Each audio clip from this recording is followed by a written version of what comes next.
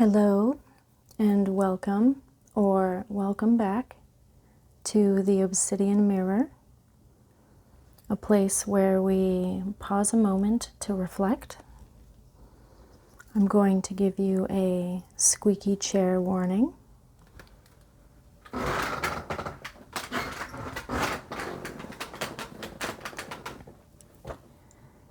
Today I'm going to do a shadow integration read so that we can gently explore and integrate what has been avoided or unseen. In preparation, I'm going to take a few deep breaths, and I invite you to join me, starting now.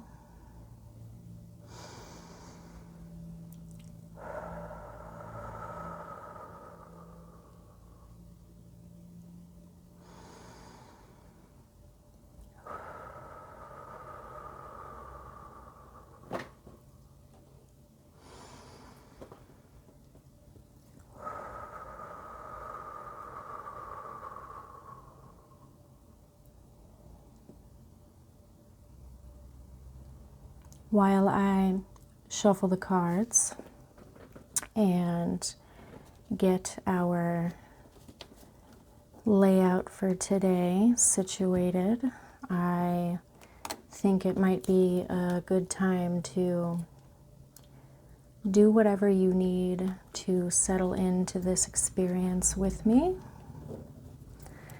That could be locating a beverage or a snack.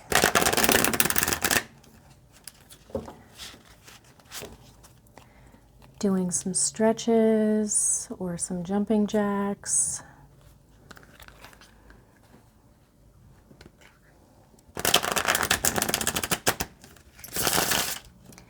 You could also grab a comfort item.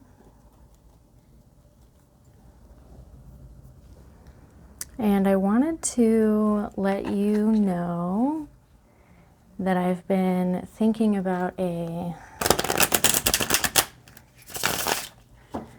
term of endearment for the viewers on this channel. I have 3 subscribers at the moment, which may not sound like much, but it means a lot to me. But I've been thinking about calling you mirrors. It might be a little too on the nose, but that's my first idea. If you have any opinions on that, feel free to drop them in the comments. If you have any better ideas, I would like to know them.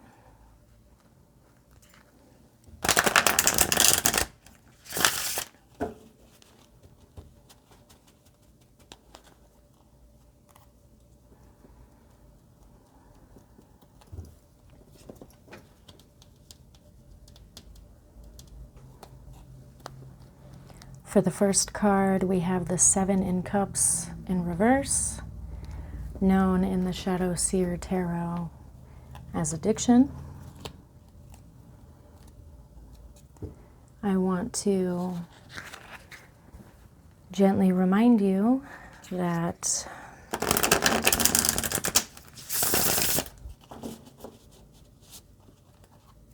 this is your process. And I am only hoping to facilitate in whatever ways you will allow me to participate in your experience. The shadow integration reads can be a mite difficult.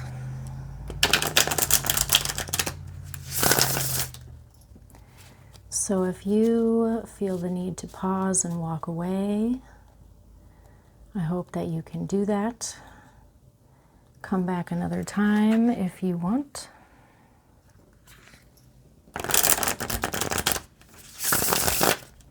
Or not at all.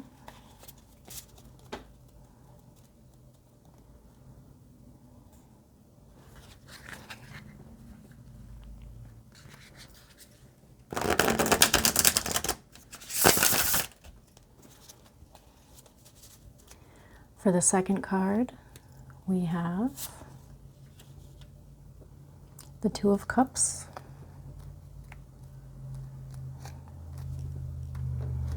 I'm going to get an archetype for the identity pattern. I will explain all of this when all the cards have been laid out.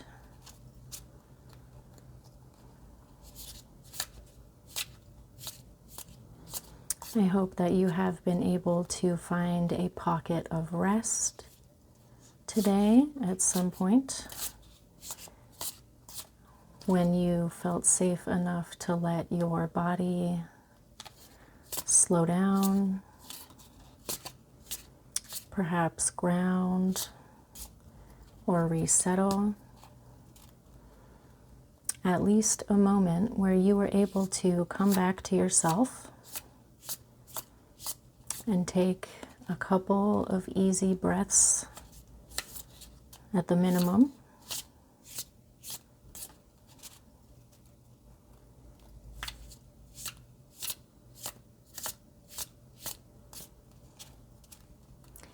I would also like to reiterate how grateful I am for the engagement I've gotten on the channel. If there's anything that you appreciate or like about this video or this channel, please let me know. You can do that by liking, commenting, subscribing. It gives me confirmation that what I am sharing has been appreciated in some way. You can also share my videos if you know anyone who might be interested. Either way, I'm grateful that you're spending the time here with me today. It is not going unnoticed or unappreciated.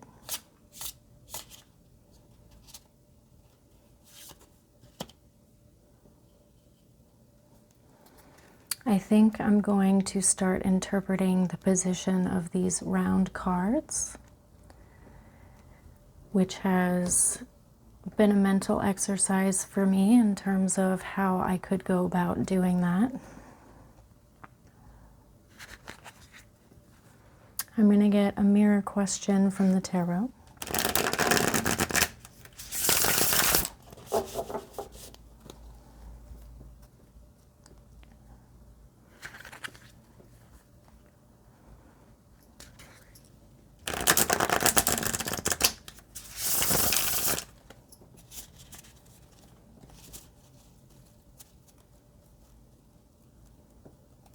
Excuse my shaking hands.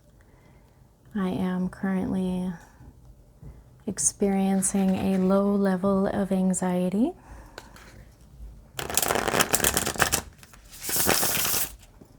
It's a bit general, not about anything specific. I'm not sure if that makes it easier or harder to navigate, but I am doing my best.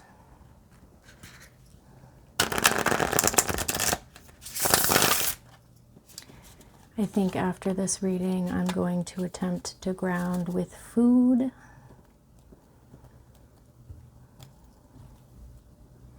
Do any of you use food as a grounding technique?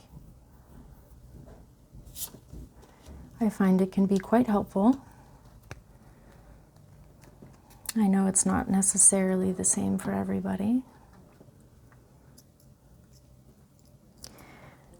Now, before I start interpreting, I'm going to take another deep breath, and you are welcome to join me.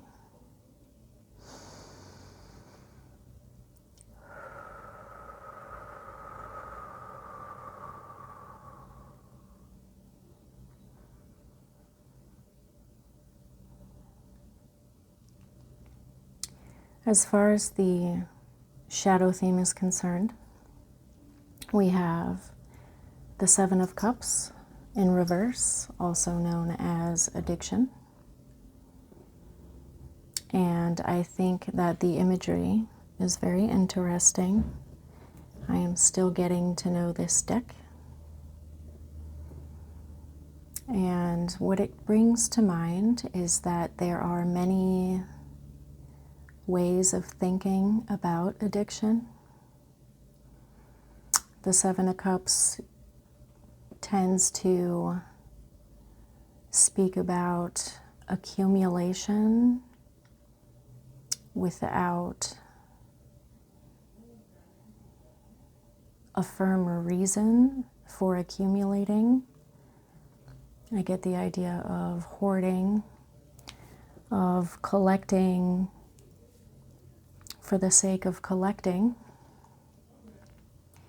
and there not ever being a sense of satisfaction when it comes to the collecting. There can always be more. I also think about trophies, about how the moment of achievement or attainment can feel quite exciting, but then the trophy is put on a shelf and it collects dust. It becomes a part of the environment that stops standing out at some point, stops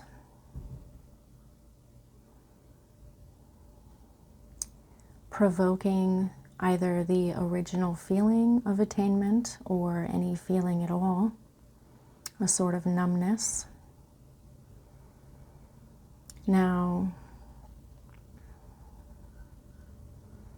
in terms of a reversal with the added idea of addiction, this makes me think about compulsion without thought becoming something that we take a deeper look at, something that went unacknowledged for a time and is now either being asked to look at or to be looked at, or perhaps we are confronted in a way that we have not been confronted before about this addiction, this behavioral pattern, a thought loop, whatever it is that has been collecting in our lives. I get the idea that some of the tapestry is becoming untangled. Threads are being pulled loose and perhaps have the potential to be reorganized, maybe put to a better use.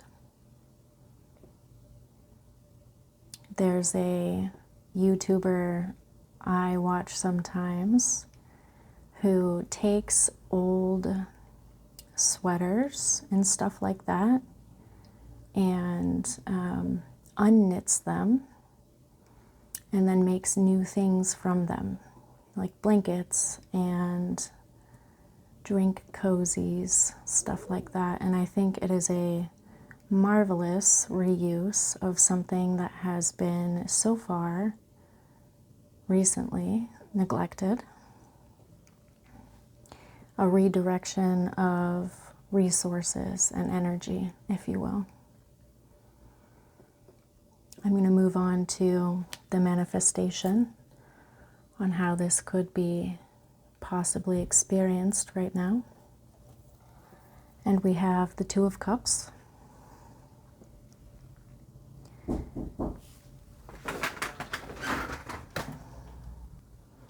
I'm not sure if you can tell, but there was a slight interruption. But I'm back, and we're at the Two of Cups. So this usually speaks to, in my opinion, something that is a relatable hope for all of us, or at least for many of us, and that is a deep, satisfying, emotional connection. Intimate, detailed, intense, if you're into that kind of thing. It can be a relationship that does not require translation. A sense of being seen and heard and known on a much deeper level than we have experienced either at all or very much in life. This card is often interpreted as a signifier of romance or a private bond of some kind, an intimate partnership.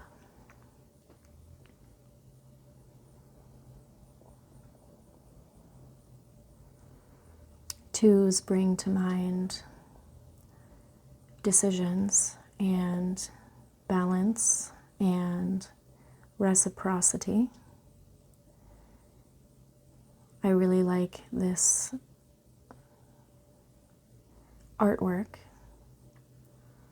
because the only color that we can see is in the bloom of the roses, the flowering of two individual entities connecting in some way. I think that it is worth considering where we may be placing perhaps not too much, perhaps not a lot, but maybe concentrated energy towards romantic hopes and dreams. I don't think there's anything wrong with that, but following the addiction card in reverse, it makes me wonder if there is a sense of being addicted to the wanting, to feeling a lack of chemistry in one's life, to wanting to experience being desired more.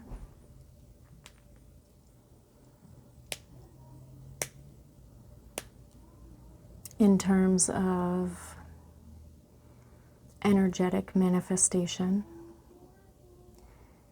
wanting creates more wanting, while having and contentment perpetuate more wanting, more having and contentment. Just something to consider. I also think it's worth considering how some people experience consequences from how romance is portrayed in the media.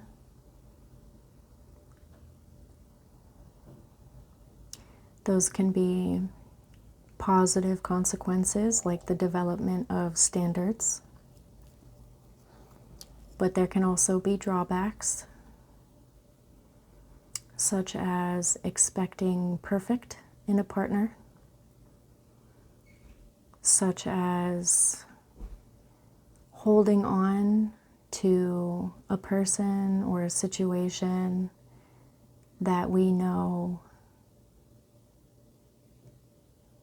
we are ready to move on from, yet we wait and we stay because we don't want to separate until we have found something better,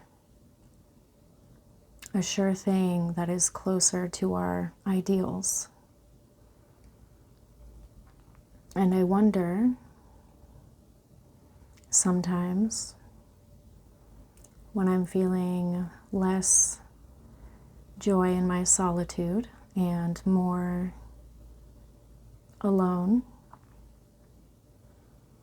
whether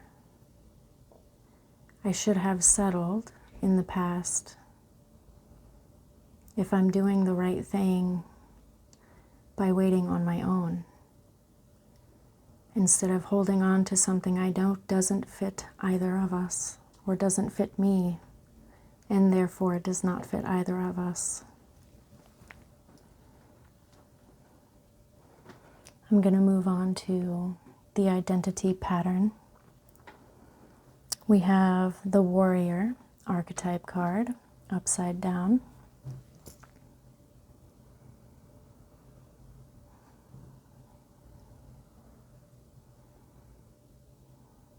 I think in terms of this spread, it is giving me a sense of self-defensiveness, justification,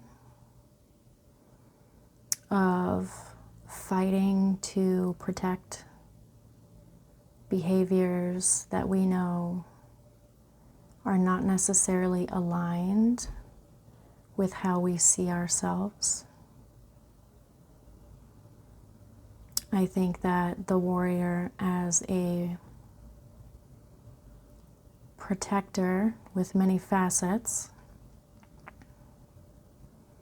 when well expressed, knows when to put the sword down, how to choose diplomacy over fighting with the goal of peace in mind. They are able to balance more aggressive tendencies, because aggressive tendencies can be harmful sometimes. In terms of the reading so far, I get a sense of putting the sword down, knowing that not everything is a fight, and that love doesn't have to hurt. I certainly relate to the idea that there is a certain amount of stress, tension, argument, or work that is required in a relationship. Perhaps you have heard the phrase, marriage takes work. I can't speak to that from a place of experience, but I do wonder when fighting becomes the predominant mode of relating or connection, how one can put the sword down and find another avenue of connection or resolution in that moment that keeps everyone involved happy. And sometimes that is moving on. Now, I'm not talking about getting a divorce or leaving your partner because you want something better and you're not willing to put in the work. I don't know what you're going through. I think there is a special balance for everyone and every situation, and I'm not here to give advice. I am also wondering if there is the potential for a shift here when it comes to seeking deeper connection with other people in our lives, and how to learn or develop the discernment to know when protecting ourselves is the right move, or if putting down the sword is the right move, and how those things can change a dynamic.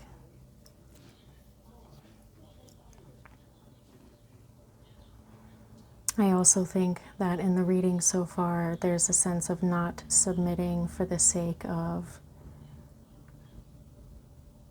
taking the easier path,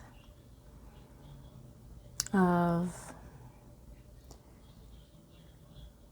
taking a closer look at the things that we do out of habit or to maintain a sense of peace or balance, and whether that sense of peace or balance is genuine in the first place.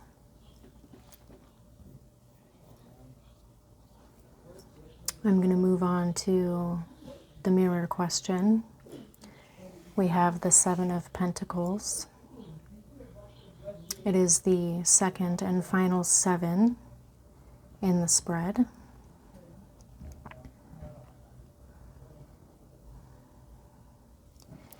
So with the imagery, we see things are very neat and tidy. Things have been accumulated and stored accordingly.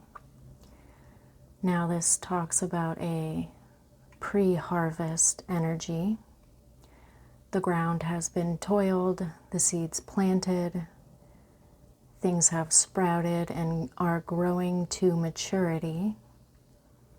So there's not much left to do except rest and wait. And in that waiting period, if we so choose, we can look over the details of our process and decide if we want to change anything on the next attempt. If we want different soil to work with, if we want to grow something else entirely. Big changes, little changes. Even knowing that change can't happen now, there's a potential to begin refinement at this stage, even if we are not in a place or position to put it into action yet. It makes me think, what would I have done better? What would I like to do differently next time?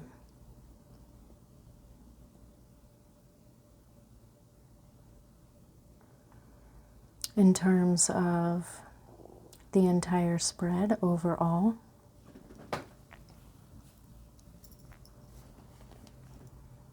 I think it is worth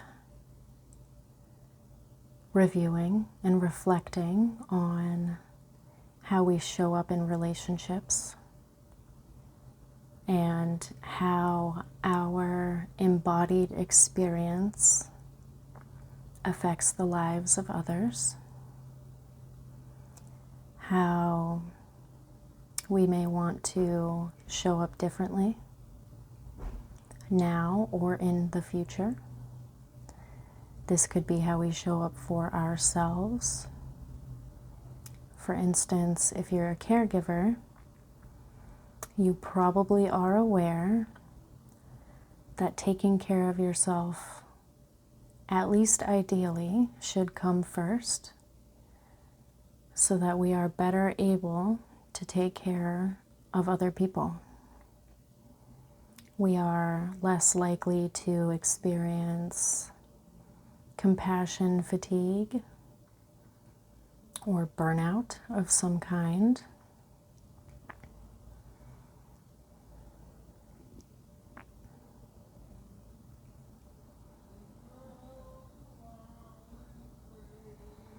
It can be very hard to look in the mirror and think about the things that we have been doing in a way that's sort of going through the motions, doing what is expected of us, perhaps doing what everyone else is doing because that's just the way it's done, especially when there's a sense of discontentment involved. Perhaps there's a sense of being disingenuous, or like we're not able to fully be ourselves, to achieve the goals that are closer to our hearts than our heads, to think or hope that by striking out on our own in some way, that we might find deeper connections with other people in whatever form that takes. Especially if you haven't come across very many people who are like you, this can be especially difficult to organize hopes and actions around.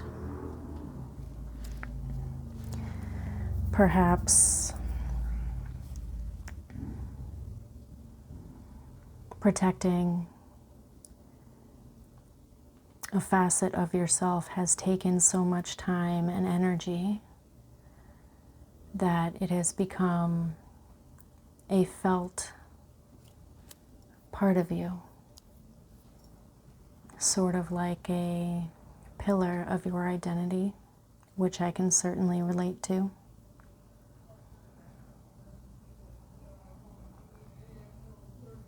I think that when it comes to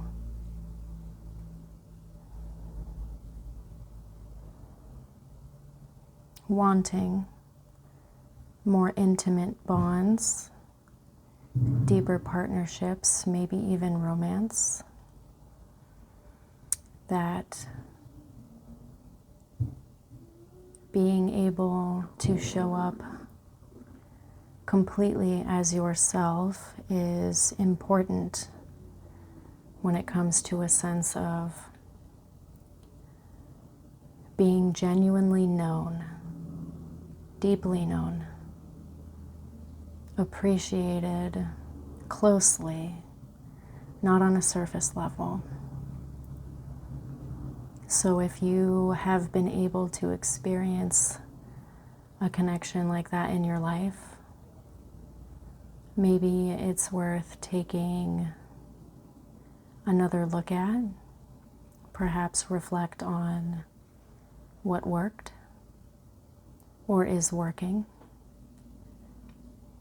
Perhaps for those of us who have not quite experienced that type of relationship, looking around us at potential inspirations with a grain of salt, particularly when it comes to media representation.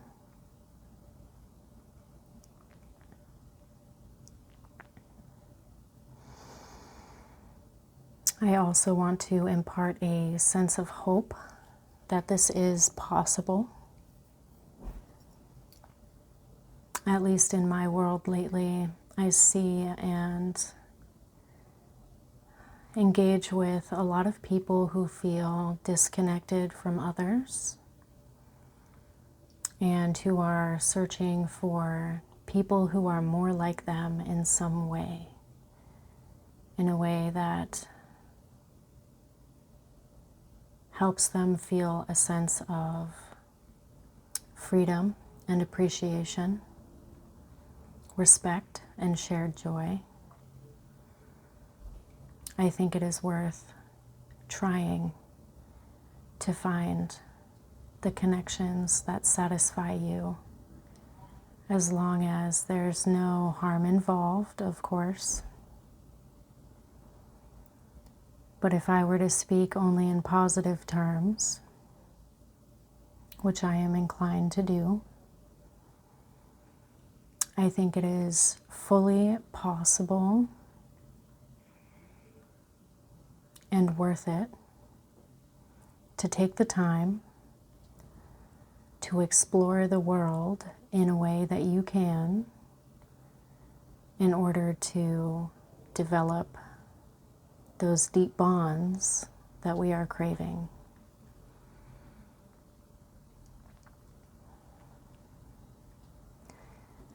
I invite you to look at the images for a little bit while longer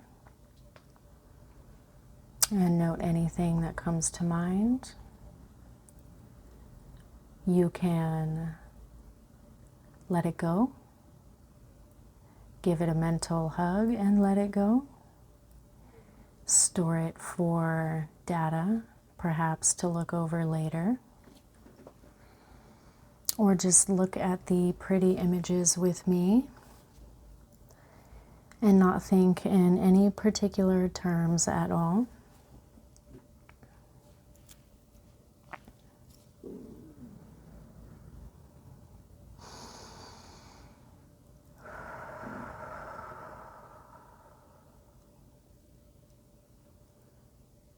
If you found anything useful in this reading, feel free to carry it with you for as long as you want. Feel free to ignore anything and everything if that's what you want to do. I'm going to close the reading here and invite you once again to let me know if you liked or appreciated anything about this video or the channel by way of liking, commenting, subscribing, or sharing in whatever way you feel called to do. Regardless, perhaps I will see you again on the Obsidian Mirror.